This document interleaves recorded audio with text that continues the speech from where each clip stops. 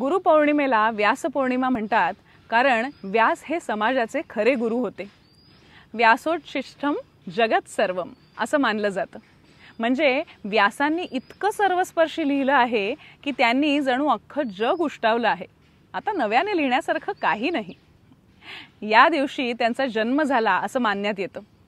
त्याचबरोबर आजच्या दिवशी त्यांनी वेदांचं विभाजन केलं, म्हणून त्यांना वेदव्यास असंही म्हटलं जातं.